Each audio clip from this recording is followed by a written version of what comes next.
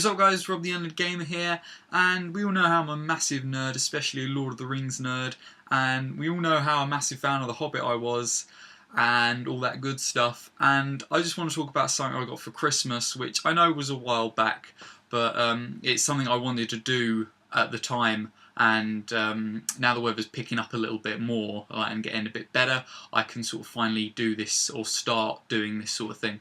And basically for Christmas my girlfriend got me one of the best presents ever, and we only stumbled upon it when we went to go see The Hobbit, and that's taken me back to an old hobby of mine, Games Workshop, the Lord of the Rings strategy game. And with the release of The Hobbit, they released the Hobbit Strategy Battle Game thing. And this is the starter kit, Escape from Goblin Town, which is just amazing. Amazing. And to add just like even more amazement, this was like freshly released. This here is Radagast the Brown figure, and this is an exclusive figure for this set on limited edition. You can see there it says limited edition. So after they basically got rid of the sort of initial limited editions of this starter set of the Hobbit game, you'll no longer be able to get that Radagast the Brown character in this set or that figure. So I was told. You can get a Radagast the Brown figure, but he looks different to that. So that is pretty damn cool, and it's something we sort of, well, I really found hard to sort of say no, we can't, I can't get that. But anyway, my girlfriend bought it for me, and I was amazed and love and brilliantness. And we did get it the day we saw it, and it was quite funny. They had about 7 in the shop, and I think they only had about 2 or 3 left by the time we came back. So we saw it, went to see The Hobbit, then we came back and we got it. So it's awesome. So I'm just going to sort of do like an unboxing for you, and hopefully maybe do like a little mini series of my progression through this starter set with painting. This is, if you're unaware, models. These are models and a sort of battle tabletop game that you play. So there's quite a lot in what you have to do, and it is quite an expensive hobby, so you have to paint all these figures and then you play like a strategy battle game with them. So yeah, and hopefully I plan to do like a mini series of how this all progresses in me creating it and then eventually playing it. My girlfriend's quite interested, so I'm going to be doing it with her, which is awesome. And so yeah, but I'm gonna unbox all this now and show you what we got.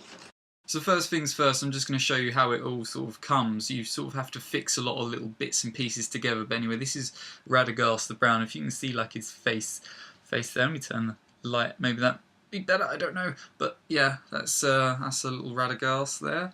We've also got all the dwarves and all that scattered about here. Gandalf here, and even Bilbo Baggins is right there.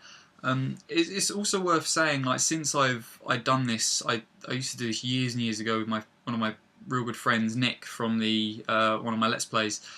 The figures look so much more detailed now. Like, I think that they're able to do a lot more with them. And when I saw this, because if you go into a Games Workshop shop, they've already got stuff set up, and they had this particular scenario with all this, the Goblin Town stuff set up, and it looked stunning, looked amazing. I'd never seen sort of the characters and the models look so good and detailed. Not just the painting, but the actual models themselves. And here we got the goblins from Goblin Town here, and obviously some more goblins, because you get a shit ton of goblins. I can't remember how many you get, but you get a lot. And this here is I'll show you his face, because you can see that's the Goblin King right there, and then all bits of his throne and stuff are all here. We've also got, is it Grinner? I think? Grinner? I'm possibly saying the wrong name, but that's like a goblin captain, I'm presuming, or something like that in Goblin Town. And if you've seen The Hobbit, remember that little dude, the scribe goblin? Because you've got him here, right here. You can see that's him there, which is awesome, because he was a funny little dude. That was real good. I loved that. And here obviously you get a load of the scenery, so you get all the Goblin Town bits that you can see. Let me show you. Here you get all the pathways and the walkways. I mean, it's not masses you get like they've got in some of the rule book. They've got pictures of it where you've got loads and loads of platforms and stuff, but no doubt you can buy expansion sets for the sort of scenery in the Goblin Town if you wanted to. But this just comes with a real sort of basic sort of set for it, really. We've got another few more bits here as well, and all this, you know, you paint and all that and make look all nice and lovely. And I'm going to say now, I'm planning to do some speed painting of the figures and different bits and pieces. I'm not the best painter in the world, by any stretch of the imagination. I mean, going back to the Lord of the Rings, this is probably about as good as it really gets for me. I mean, I'm pretty proud of these. I really am. This is Aragorn, if you didn't know, as King from Return of the King, upon horseback. And I also got, which I showed off in my tabletop role-playing game, one is Elrond from the last Alliance battle, which is one I painted in the last year, so I've been sort of slowly getting back into it in the past year or so, and I'm pretty proud of him, to be honest. But that's, I mean, I don't know if you can see it that well, but that's sort of as far as it gets with detail. But these people at Games Workshop, they do the faces and everything, and make it, if you can see from the pictures here, you can see their faces are like pretty detailed. I can't do that, but all comes with practice, I guess. But in the game, getting into the game sort of stuff, you get a bag of dice, because it's all done with dice. Like the mechanics of the game are all dice rolls, like the fight, because it's a battle game, there's fighting and all that. It's all done with dice rolls, so you get a little bag of dice. And also included is a little sort of ruler type thing, because obviously you need to move your characters, and they can each move a certain sort of I can all move a certain length, space thing, so that's for like measuring out how far you can move your characters in the movement phase. These are obviously all the little bases and stuff that you get. There's probably like more than enough here, because you always get spares, but these are the stands for the characters. And obviously included is the rulebook and manual and everything else.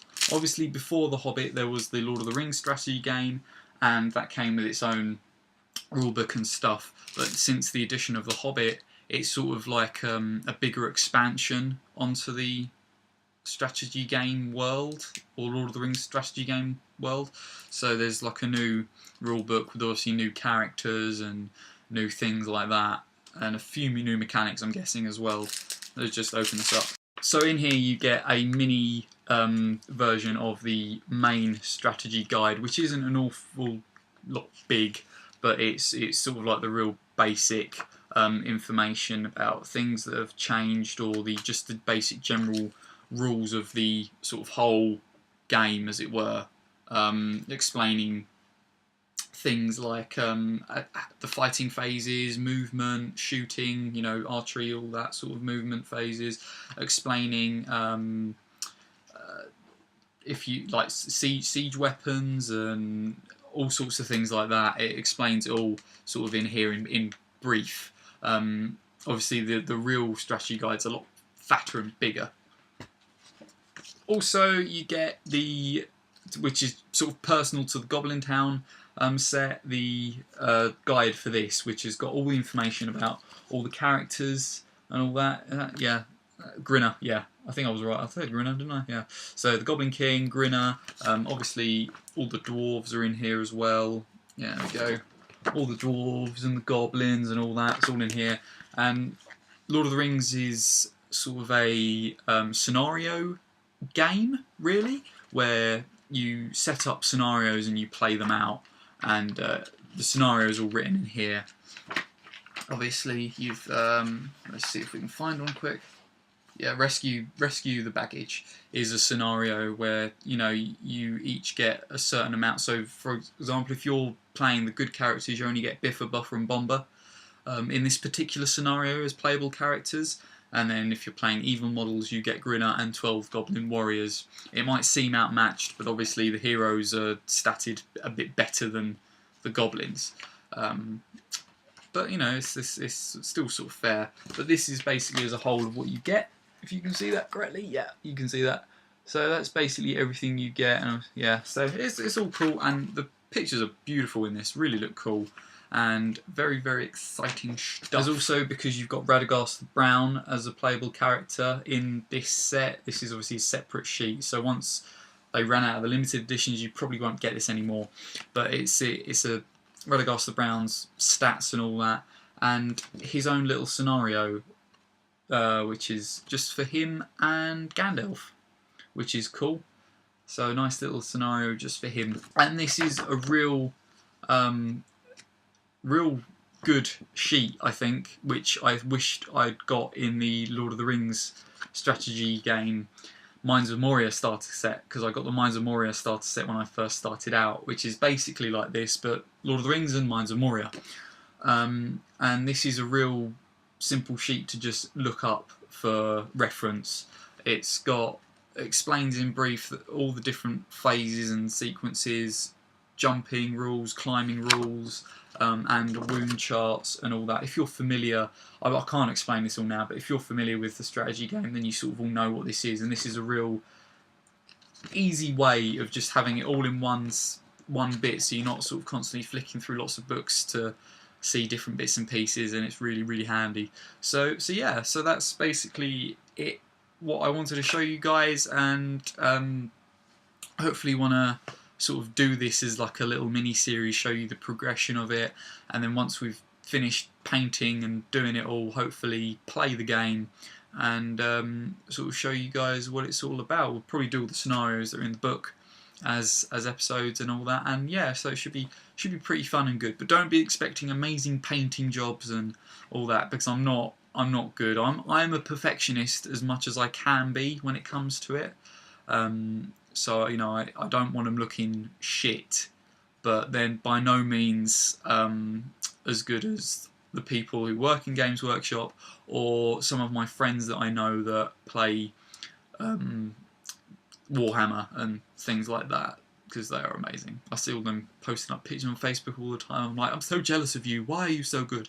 But anyway, yeah, that's basically the Hobbit Strategy Battle Game ting that I will be doing and showing off, and I'm quite excited to do it. And now the weather's getting a bit better, I can sort of start it, because I've got a massive can of the undercoat which I need to do outside, so I can start doing that. But anyway, yeah guys, so hopefully you will look forward to it. Let me know in the comments down below if either you're interested and looking forward to seeing more of this, or how it's played eventually, or do you play any Games Workshop game, not either Warhammer 40k, Lord of the Rings, or even have you just started doing The Hobbit yourself, or do you play any other sort of tabletop war game type thing?